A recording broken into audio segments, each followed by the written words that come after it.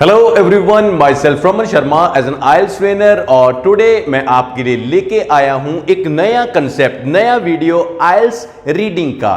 Reading में सबसे toughest part जो बच्चों के द्वारा माना जाता है, that is called true, false और नॉट गिवन। और आज की वीडियो में मैंने और नव मैम ने दोनों ने बहुत अच्छे तरीके से पढ़ाया है और उम्मीद करूंगा कि एक वीडियो को देखने के बाद आपके डाउट्स बहुत ज्यादा खत्म हो जाएंगे। और वीडियो के मिड में हमने यह भी बताया कि कौन कौन से वर्ड्स ऐसे होते हैं जिसके साथ आंसर ट्रू से फॉल्स और फॉल्स से नॉट गिवन भी हो सकता है। और सारी ट्रिक्स एक ही वीडियो में हमने डाल दी हैं। अगर वीडियो को बहुत अच्छे तरीके से देखोगे तो डेफिनेटली आपको पता चलेगा कि कैसे हम ट्रिक्स को फॉलो करके अपने एग्जाम को फर्स्ट अटेम्प्ट से क्लियर कर सकते हैं। और एक बात बताना चाहता हूं, मैंने अपना एक नया स्पोकन का बैच वो शुरू किया हुआ है। 10 जून से क्लासेस हैं, अभी तक 200 प्लस एडमिशन हो चुका है। So kindly if you want to learn English, so अगर रमन को फॉलो करते हो, इंग्लिश सीखना चाहते हो, किसी भी फील्ड में जाना चाहते हो, तो मैंने एक वीडियो भी डाला हुआ है, उसको अच्छे तरीके से देखिए और आप भी सोचोगे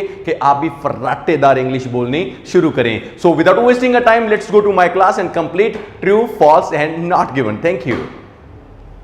देखो जी, मतलब टॉपिक है, कुछ नेम वगैरह मैंशनड नहीं है अपने को, नो वरी। ते जो क्वेश्चंस ने ट्रू फॉल्स अपने को 27 to 31 है। मैं उम्मीद करूंगा कि मैं बहुत सोहना पढ़ावां तुहानू ते एक एक चीज का कंसैप्ट है जिहड़ा वो क्लीयर करदा।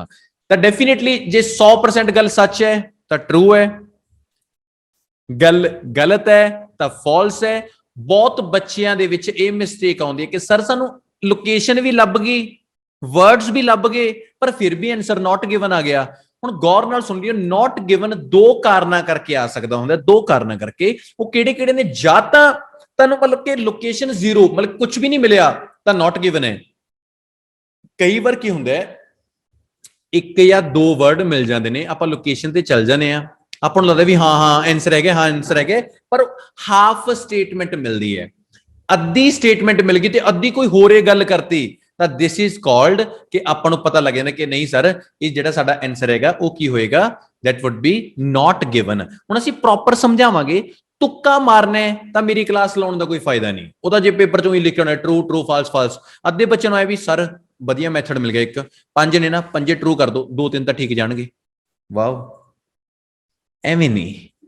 जे पंज ने तो मैं तुहानू एक एक अखर क्लीयर करवाऊंगा, फिर तुहानू फील कराऊंगा भी हाँ यार ट्रेनर आ चीज़ां जो समझाइयां ने साडे लई वैल्यूएबल नेगियां। तो शुरू करते हैं अपनी क्लास नू। फर्स्ट क्वेश्चन देखते हैं, ठीक है? पढ़न का तरीका सिखाने कि किवें किवें करना हैगा।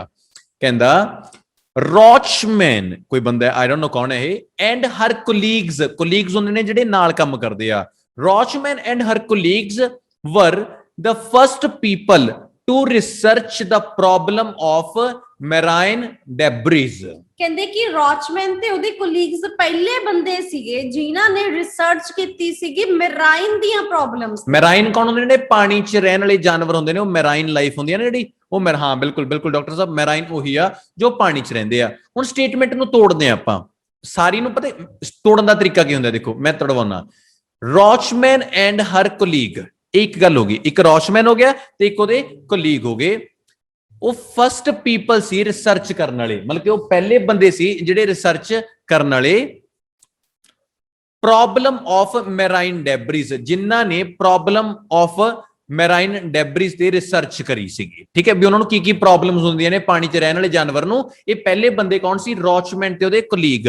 ਹੁਣ ਆਪਾਂ ਨੂੰ ਕੀ ਚਾਹੀਦੀ ਹੈ? ਲੋਕੇਸ਼ਨ ਤੇ ਜਾਣ ਦੇ ਲਈ ਕੀ ਵਰਡ। ਹਾਂਜੀ, ਐਂਡ ਕੀਵਰਡ ਕੀ ਹੈ? ਦੇਖੋ ਆਪਾਂ ਨੂੰ ਨਾ ਨੇਮਸ ਜਿਹੜੇ ਹੈਗੇ ਆ ਬਹੁਤ ਸੌਖੇ ਮਿਲ ਜਾਂਦੇ ਆ। ਦੈਟਸ ਵਾਈ ਜੋ ਬਲੂ ਦੇ ਵਿੱਚ ਅੰਡਰਲਾਈਨ ਕੀਤਾ ਹੈ ਰੌਚਮੈਨ ਐਂਡ ਹਰ ਕੋਲੀਗਸ, ਉਹ ਸਾਡਾ ਕੀਵਰਡ ਹੋਊਗਾ। ਆਪਾਂ ਰੌਚਮੈਨ ਤੇ ਉਹਦੇ ਕੋਲੀਗ ਤੇ ਜਾਂਦੇ ਆ ਲੋਕੇਸ਼ਨ ਦੇ ਲਈ, ਫਿਰ ਉੱਥੇ ਜਾ ਕੇ ਆਪਾਂ ਆਨਸਰ ਲੱਭਾਂਗੇ ਤੇ ਆਨਸਰ ਸਾਰੇ ਲੱਭਾਂਗੇ ਆਪਾਂ। ਇਸ ਟਾਈਮ ਮੇਰੀ ਕਲਾਸ ਦੇ ਵਿੱਚ 294 ਸਟੂਡੈਂਟ ਬੈਠੇ ਮੇਰੀ ਕਲਾਸ ਲਾ ਰਹੇ ਹੈਗੇ, ਤਾਂ ਤੁਹਾਨੂੰ ਸਾਰੇ ਬੱਚਿਆਂ ਨੂੰ ਇੱਕ ਇੱਕ ਅੱਖਰ ਦੀ ਵੈਲਿਊ ਹੋਵੇ। ਰੌਚਮੈਨ ਤੇ ਉਹਦੇ ਕੋਲੀਗ ਪਹਿਲੇ ਬੰਦੇ ਸੀ ਜਿਨ੍ਹਾਂ ਨੇ ਰਿਸਰਚ ਕੀਤਾ ਮੈਰਾਈਨ ਡੈਬਰੀਜ਼ ਦੇ ਉੱਤੇ। ਠੀਕ ਹੈ, ਦੇਖਦੇ ਹਾਂ ਹੁਣ ਆਪਾਂ ਲੋਕੇਸ਼ਨ ਤੇ ਜਾਣ ਦੇ ਲਈ ਸਭ ਤੋਂ ਪਹਿਲਾਂ ਕੀ ਚਾਹੀਦਾ ਹੈ? ਰੌਚਮੈਨ ਤੇ ਉਹਦੇ ਕੋਲੀਗ ਚਾਹੀਦੇ ਆ। ਠੀਕ ਹੈ, Rochman is a member of national centre. Colleague ਵੀ ਚਾਹੀਦਾ ਨਾ? ਕੋਲੀਗ ਵੀ ਚਾਹੀਦਾ, ਕੋਲੀਗ ਵੀ ਚਾਹੀਦਾ ਹੈ। Same paragraph last line. ਲਓ ਜੀ, ਹੁਣ ਇੱਕ ਗੱਲ ਹੋਰ ਹੈ, ਮੈਂ ਇੱਕ ਬੜੀ ਵਧੀਆ ਗ੍ਰਾਮਰ ਦੀ ਤੁਹਾਨੂੰ ਇੰਨੀ ਇੱਕ ਵੈਲਿਊ ਪਤਾ ਲੱਗ ਜਾਂਦੀ ਹੈ। ਰੌਚਮੈਨ ਐਂਡ ਹਰ ਹੁਣ ਹਰ ਹੈ ਤਾਂ ਰੌਚਮੈਨ ਕੁੜੀ ਹੈ, ਸਹੀ ਹੈ ਨਾ, ਦੇਖੋ ਠੀਕ ਹੈ ਨਾ, ਜੇ ਹਿਜ਼ ਹੁੰਦਾ ਤਾਂ ਮੁੰਡਾ ਸੀਗਾ, ਠੀਕ ਹੈ।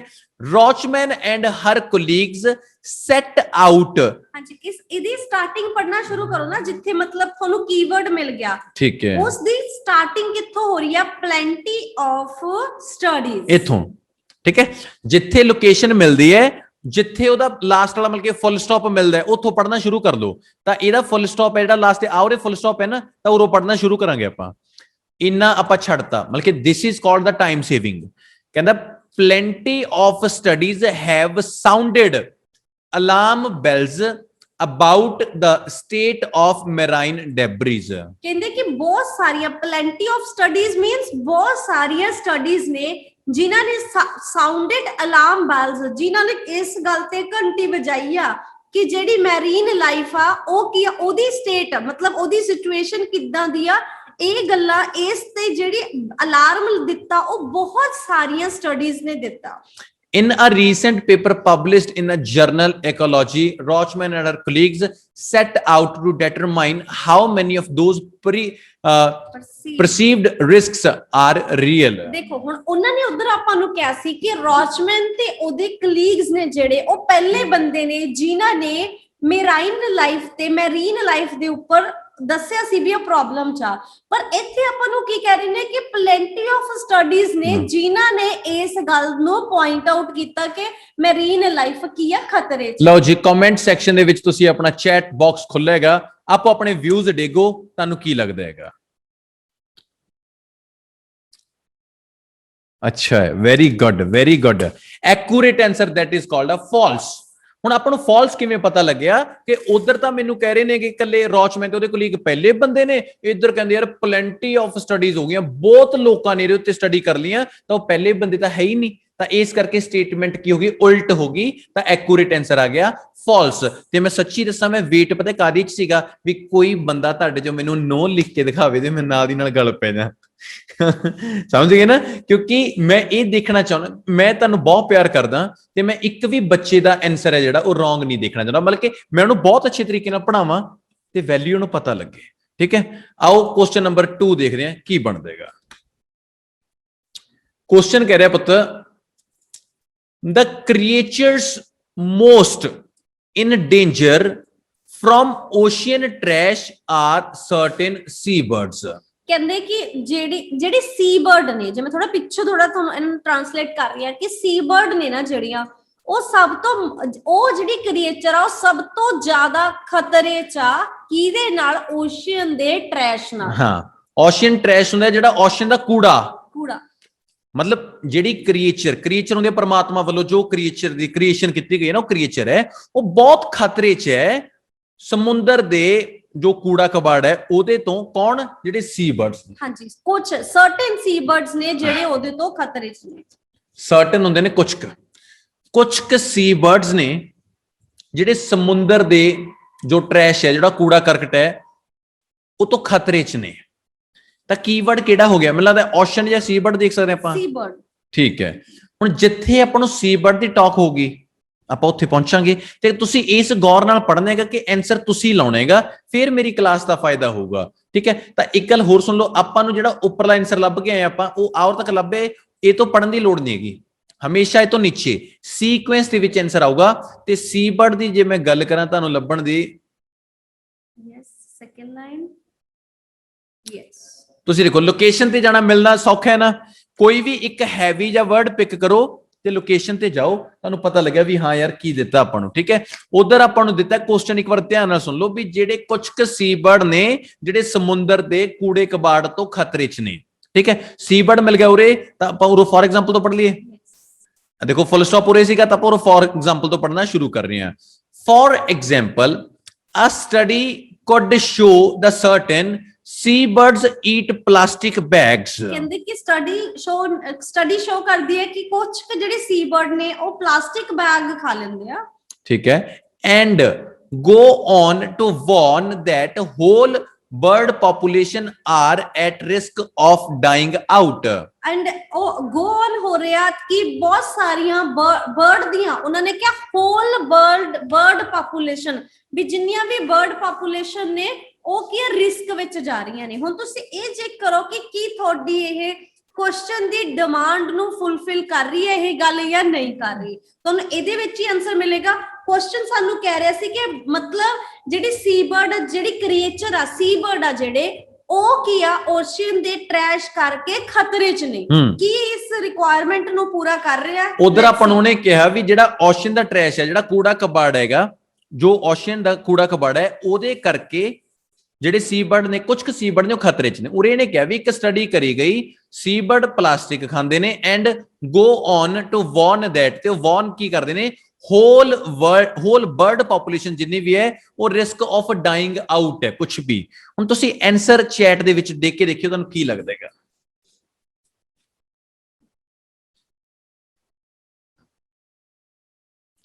ਜਿੰਨਿਆਂ ਨੇ ਲਾਇਆ ਆਨਸਰ ਟਰੂ,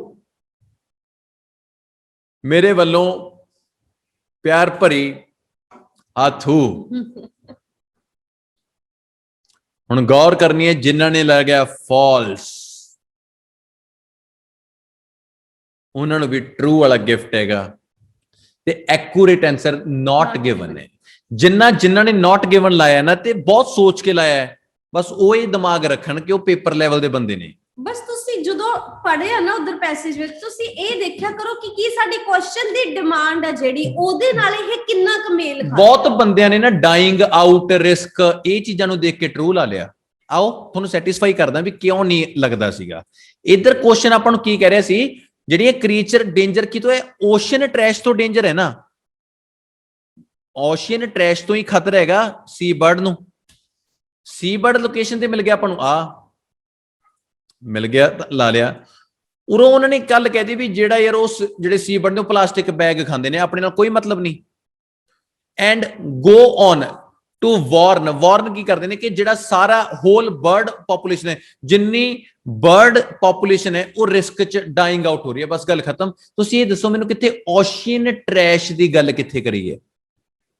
ਓਸ਼ੀਅਨ ਟ੍ਰੈਸ਼ ਕਿੱਥੇ ਹੈ? ਕਿਤੇ ਵੀ ਨਹੀਂ ਹੈਗਾ।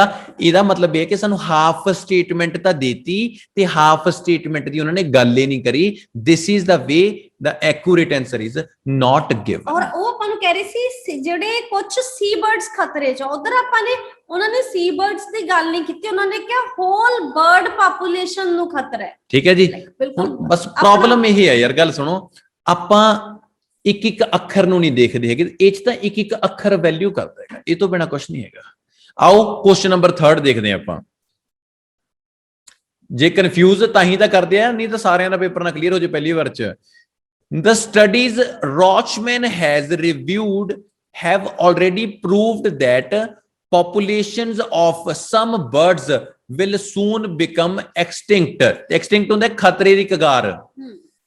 ਕਹਿੰਦੇ ਜਿਹੜੀਆਂ ਆ ਸਟੱਡੀਜ਼ ਰੌਚਮੈਨ ਹੈਜ਼ ਰਿਵਿਊਡ, ਜਿਹੜੀਆਂ ਸਟੱਡੀਜ਼ ਨੂੰ ਰੌਚਮੈਨ ਨੇ ਰਿਵਿਊ ਕੀਤਾ, ਉਹਨਾਂ ਨੇ ਆਲਰੇਡੀ ਪ੍ਰੂਵ ਕਰ ਦਿੱਤਾ that ਕੁਝ ਕੁ ਬਰਡਸ ਦੀਆਂ, some birds will soon become extinct, ਕੁਝ ਬਰਡਸ ਦੀਆਂ ਟਾਈਪਸ ਨੇ ਜਿਹੜੀਆਂ ਬਹੁਤ ਛੇਤੀ ਖਤਮ ਹੋ ਜਾਣਗੀਆਂ।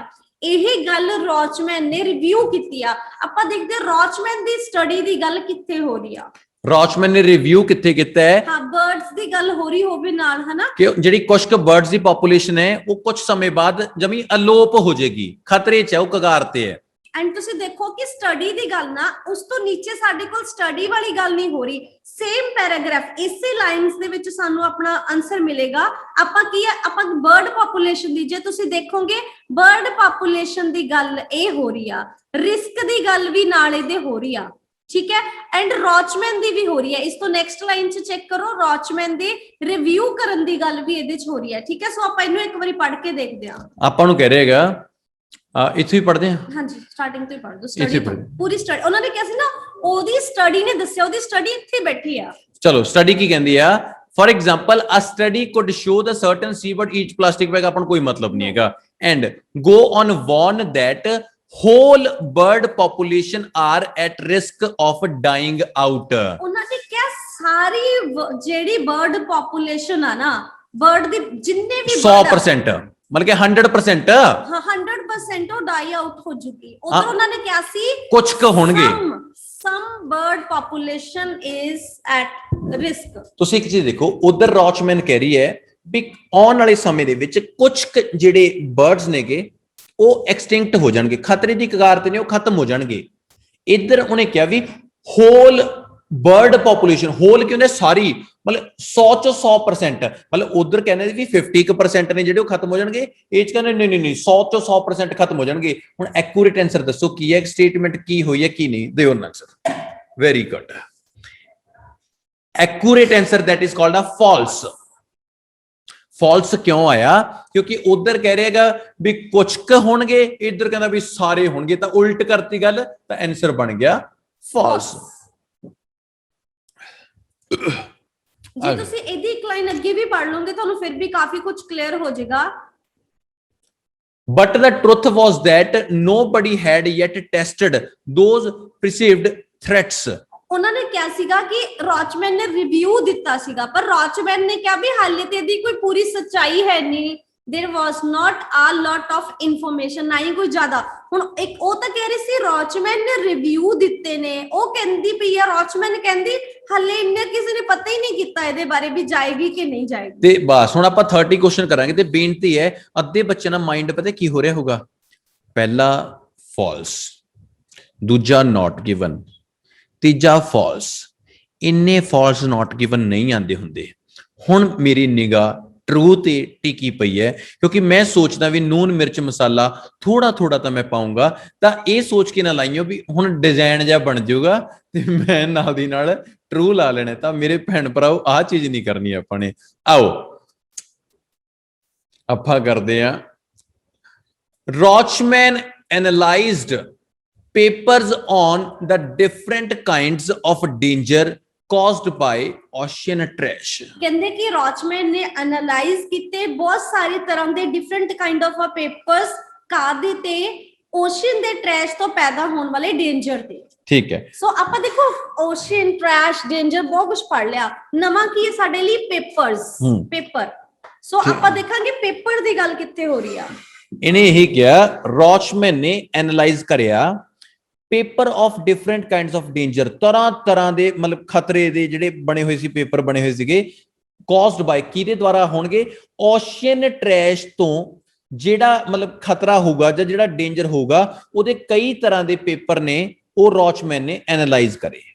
ਠੀਕ ਹੈ, ਮਤਲਬ ਜਿਹੜਾ ਕੂੜਾ ਕਬਾੜ ਆਪਾਂ ਕਹਿ ਰਹੇ ਹਾਂਗੇ ਸਮੁੰਦਰ ਦੇ ਵਿੱਚ ਹੈ, ਉਸ ਤੋਂ ਜਿੰਨਾ ਵੀ ਡੇਂਜਰ ਹੋਊਗਾ, ਜੋ ਵੀ ਮਤਲਬ ਕਿ ਉਹਦਾ ਜੋ ਮਾੜਾ ਹੋਣਾ ਹੈਗਾ, ਜੋ ਵੀ ਹੋਣਾ ਹੈਗਾ, ਉਹਦੇ ਜਿੰਨੇ ਵੀ ਪੇਪਰ ਨੇ ਤਰ੍ਹਾਂ ਤਰ੍ਹਾਂ ਦੇ ਜਿਹ ਲਿਖਿਆ ਹੋਇਆ ਵੀ ਇਹ ਕਾਰਨ ਕਰਕੇ ਸਮੁੰਦਰ ਚ ਹੋਊਗਾ, ਇਹ ਕਾਰਨ ਕਰਕੇ ਆ ਹੋਊਗਾ, ਉਹਨੇ ਸਾਰੇ ਪੇਪਰ ਲਗਭਗ ਐਨਾਲਾਈਜ਼ ਕਰੇ। ਤਾਂ ਹੁਣ ਆਪਣੇ ਕੋਲ ਲੋਕੇਸ਼ਨ ਤੇ ਜਾਣ ਲਈ ਨਾ ਚਾਹੀਦਾ ਆਪਾਂ ਨੂੰ ਪੇਪਰ, ਜਿੱਤੇ ਪੇਪਰ ਦੀ ਗੱਲ ਹੋਊਗੀ। ਮੈਂ ਦੁਬਾਰਾ ਦੱਸ ਰਿਹਾ, ਰੌਚਮੈਨ ਨੇ ਐਨਾਲਾਈਜ਼ ਕਰੇ ਨੇ ਤਰ੍ਹਾਂ ਤਰ੍ਹਾਂ ਦੇ ਪੇਪਰ ਜਿਹੜੇ ਤੋਂ ਪਤਾ ਲੱਗੂ ਵੀ ਕਿਹੜਾ ਕੀ ਖਤਰਾ ਹੋਊਗਾ ਓਸ਼ਨ ਟ੍ਰੈਸ਼ ਤੋਂ। ਪੇਪਰ ਪੇਪਰ ਪੇਪਰ ਪੇਪਰ ਹਾਂਜੀ, ਉੱਪਰ ਹੈਗਾ ਫਸਟ ਸੈਕਿੰਡ ਦੇ ਵਿੱਚ ਮਿਲ ਗਿਆ, ਆ ਰਿਹਾ ਪੇਪਰ। ਇਸ ਤੋਂ ਉੱਪਰ ਵਾਲੀ ਲਾਈਨ ਚ ਗਿਆ 100 ਪੇਪਰ। ਲਓ ਜੀ, ਆ ਰਿਹਾ ਪੇਪਰ।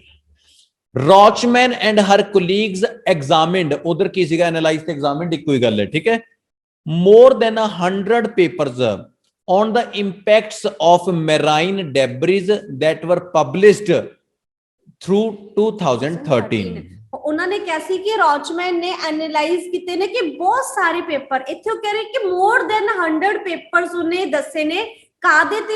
ਉਹਨਾਂ ਨੇ ਕਿਹਾ ਸੀਗਾ ਜਿਹੜਾ ਓਸ਼ਨ ਦੇ ਵਿੱਚ ਟ੍ਰੈਸ਼ ਆ ਉਹਦੇ ਕਰਕੇ ਜਿਹੜਾ ਖਰਾਬ ਹੋਇਆ, ਇੱਥੇ ਹੋ ਗਿਆ ਇੰਪੈਕਟ ਆਫ ਮੈਰੀਨ ਡੈਬਰਿਸ, ਜਿਹੜੇ ਕੀ ਹੈ ਮੈਰੀਨ ਦੇ ਖਰਾਬ ਹੋਣ ਦਾ ਜਿਹੜਾ ਇੰਪੈਕਟ ਆ, ਉਹੀ ਡੈਮੇਜ ਹੋਣਾ ਹੋ ਗਿਆ, ਇੰਪੈਕਟ ਆ ਉਹਦੇ ਤੇ ਉਹਨੇ ਬਹੁਤ ਸਾਰੇ ਪੇਪਰ ਦਿੱਤੇ। ਇੱਥੇ ਉਹਨਾਂ ਨੇ ਕਿਹਾ ਮੋਰ ਦੈਨ 100, ਤਾਂ ਉਹ ਬਹੁਤ ਸਾਰੇ ਪੇਪਰਸ ਹੀ ਹੋ ਗਏ। That's why answer is.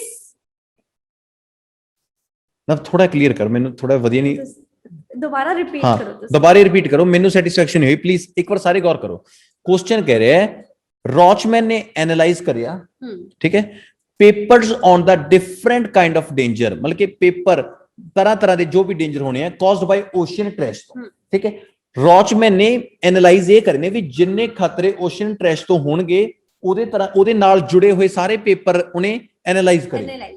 ਠੀਕ ਹੈ, ਇੱਧਰ ਆਪਣੇ ਕੋਲ ਜੁੜੇ ਬਹੁਤ ਸਾਰੇ ਪੇਪਰ ਐਨਾਲਾਈਜ਼ ਕਰੇ। हाँ ठीक है। ਇੱਥੇ ਕਹਿ ਰਿਹਾ ਕਿ ਰੌਚਮੈਨ ਐਂਡ ਹਰ ठीक है colleagues examine हाँ उरे तक more- हाँ रॉचमैन ਦੇ ਕਲੀਗ ਨੇ ਐਗਜ਼ਾਮਿਨ ਐਨਾਲਾਈਜ਼ ਕਰਿਆ। ਮਤਲਬ ਇੱਥੇ ਤੱਕ ਤੁਹਾਡਾ ਕੁਐਸਚਨ ਦੇ ਵਿੱਚੋਂ ਆ ਰਿਹਾ। ਹਾਂ ਉਹਨਾਂ ਨੇ ਕਿਹਾ ਬਹੁਤ ਸਾਰੇ, ਹਾਂ। ਇਹਨਾਂ ਨੇ ਕਿਹਾ more than 100 papers, ਇਹ ਠੀਕ ਵੀ ਹੈ, ਸਹੀ ਆ। ठीक है on the impact of marine debris. ठीक है ठीक है ਇੰਪੈਕਟ ਕਾਦੇ ਤੇ ਪਊਗਾ? ਮੈਰਾਈਨ ਡੈਬਰੀਜ਼ ਤੇ ਪਊਗਾ। ਉਹ 2013 ਚ ਜੋ ਮਰਜ਼ੀ ਹੈਗਾ, ਕਿਉਂਕਿ ਓਸ਼ੀਅਨ ਟ੍ਰੈਸ਼ ਕਰਕੇ ਜੋ ਹੋਣਾ ਹੈਗਾ ਉਹਦੇ ਬਾਰੇ accurate answer is called true.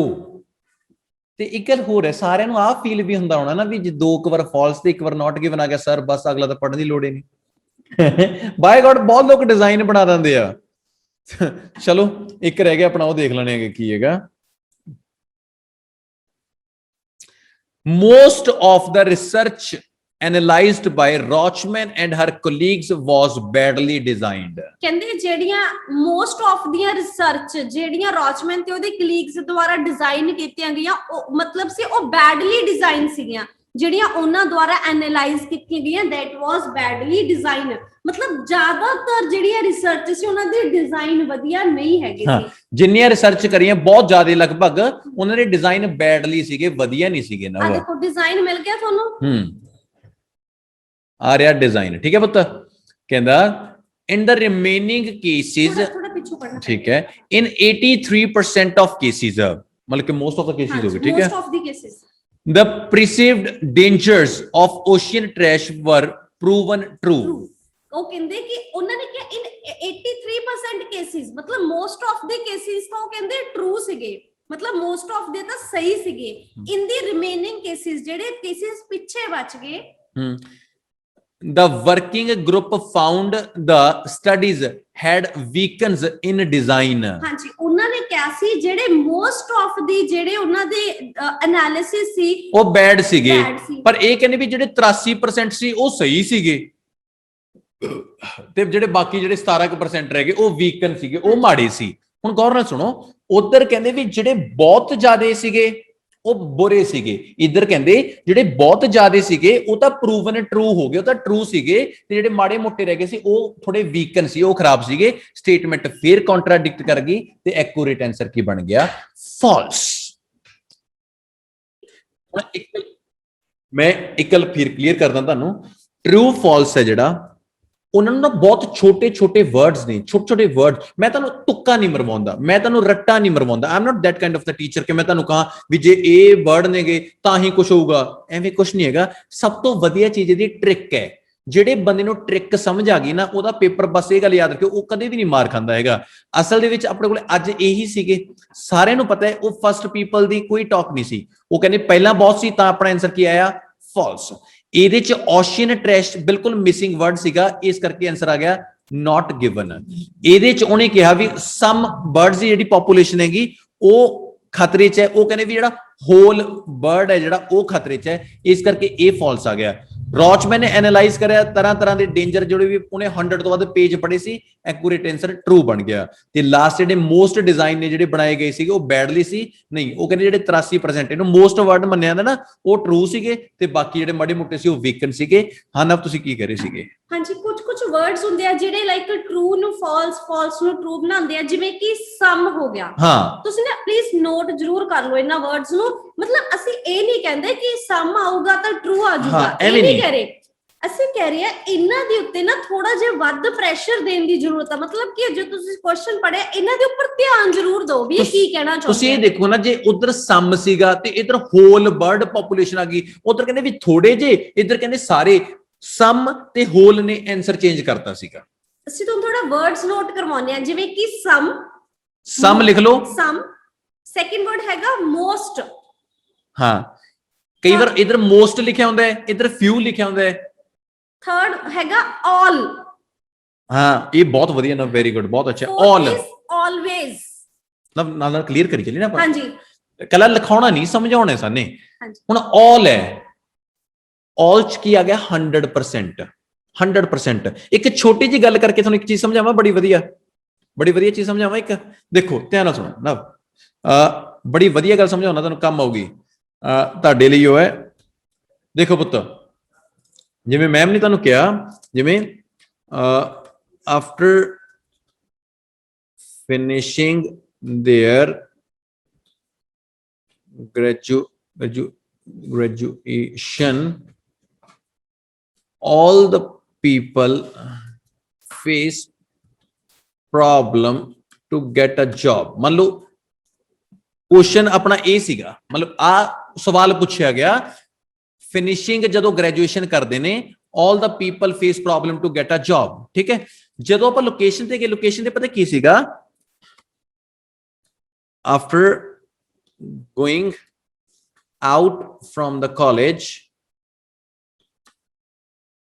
majority of people feel hard to get an employment।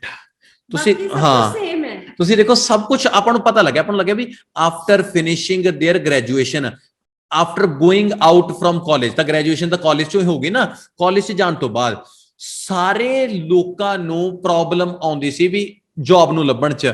ਉਰੇ ਲਿਖਤਾ ਨੇ ਮੈਜੋਰਿਟੀ ਆਫ ਪੀਪਲ ਨੂੰ ਫੀਲ ਹਾਰਡ ਕਰਦੇ ਸੀ ਗੈਟ ਐਨ ਐਮਪਲੋਇਮੈਂਟ। ਤੇ ਬਹੁਤ ਬੱਚੇ ਪਤਾ ਕੀ ਕਹਿਣਗੇ ਵੀ ਸਰ ਗ੍ਰੈਜੂਏਸ਼ਨ ਕਾਲਜ ਤੋਂ ਹੁੰਦੀ ਹੈ, ਮਿਲ ਗਿਆ, ਪੀਪਲ ਮੈਜੋਰਿਟੀ ਆਫ ਪੀਪਲ ਦਾ ਪੀਪਲ ਹੀ ਮਿਲ ਗਿਆ, ਜੌਬ ਦਾ ਐਮਪਲੋਇਮੈਂਟ ਮਿਲ ਗਿਆ ਸਰ, ਪ੍ਰੋਬਲਮ ਹਾਰਡ ਮਿਲ ਗਿਆ ਸਰ, ਲਗਭਗ ਸਾਰੇ ਮਿਲ ਗਏ ਸਰ। ਟਰੂ ਹੈ, ਪਰ ਜਿਹੜਾ ਬੱਚਾ ਰਮਨ ਕੋਲੇ ਪੜਿਆ ਹੋਊਗਾ ਨਾ ਉਹ ਨਾਲ ਦੀ ਨਾਲ ਇਹਨੂੰ ਕਰਕੇ ਫਾਲਸ ਲਿਖਿਆ ਹੋਊਗਾ, ਕਿਉਂਕਿ ਉਰੇ ਜਿਵੇਂ ਮੈਮ ਨੇ ਸਮਝਾਇਆ ਉਰੇ ਆਲ ਮਤਲਬ 100% ਲੋਕਾਂ ਨੂੰ ਪ੍ਰੋਬਲਮ ਆਉਂਦੀ ਸੀ, ਤੇ ਉਰੇ ਸੀਗਾ ਮੈਜੋਰਿਟੀ ਆਫ ਪੀਪਲ, ਕੁਝ ਕੁ ਲੋਕਾਂ ਨੂੰ ਪ੍ਰੋਬਲਮ ਆਉਂਦੀ ਸੀ। This is the best way. Accurate answer ਕੀ ਬਣ ਗਿਆ? ਫਾਲਸ। ਤੇ ਬਹੁਤ ਬੱਚੇ ਇਹਨੂੰ ਟਰੂ ਲਿਖ ਕੇ ਆਣਗੇ, ਯਾਦ ਰੱਖੀ। ਹਾਂਜੀ, ਇੱਕ ਹੋਰ ਵਰਡ ਹੁੰਦਾ ਆਲਸੋ, ਇੱਕ ਹੈਗਾ always.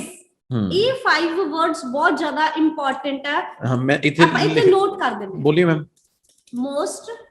Most, some, always, all, most, some, always, all। ਹਾਂਜੀ, that's it। ਇੱਕ ਹੋਰ ਹੈਗਾ ਸੀਗਾ ਮੈਨੂੰ ਲੱਗਦਾ ਕੋਈ, ਇੱਕ ਸ਼ਾਇਦ ਮੈਂ ਇੱਕ ਹੋਰ ਵਰਡ ਬੋਲਿਆ ਸੀ। ਰਵੀ ਹੈਗਾ ਸੀ ਵਰਡ, ਕਰਿਓ। also ਇੱਕ ਸੈਕਿੰਡ ਰਵੀ, ਹਾਂ also, ਬਸ ਇਹ 5 ਵਰਡਸ ਨੇ ਜਿਨ੍ਹਾਂ ਤੇ ਐਮਫਸਾਈਜ਼ ਕਰਨਾ ਬਹੁਤ ਜ਼ਿਆਦਾ। ਜਦੋਂ ਟਰੂ ਫਾਲਸ ਜਾਂ ਯੈਸ ਨੋ ਕਰੋਗੇ ਨਾ, ਤਾਂ ਇਹਨਾਂ ਸ਼ਬਦਾਂ ਤੇ ਧਿਆਨ ਦੇਣ ਦਾ ਮਤਲਬ ਇੰਨਾ ਹੈ ਕਿ ਤੁਹਾਨੂੰ ਇਹ ਪਤਾ ਹੋਣਾ ਚਾਹੀਦਾ ਕਿ ਪੁੱਤ ਵੀ ਯਾਰ ਇੱਧਰ ਕਿਤੇ ਆਲ ਤੇ ਇੱਧਰ ਮੈਜੋਰਿਟੀ ਆਫ ਪੀਪਲ, ਥੋੜੇ ਜਿਹੇ ਜ਼ਿਆਦੇ, ਜਿਵੇਂ ਉਹ ਚ ਲਿਖਿਆ ਸੀ ਵੀ ਸਾਰੇ ਪੰਛੀ, ਇੱਧਰ ਥੋੜੇ ਜਿਹੇ ਪੰਛੀ, ਬਸ ਆਹ ਚੀਜ਼ਾਂ ਨੇ, ਇੰਨੀਆਂ ਨੇ ਖੇਡਾਂ ਨੇ। ਦਿਸ is the end of the chapter of true false.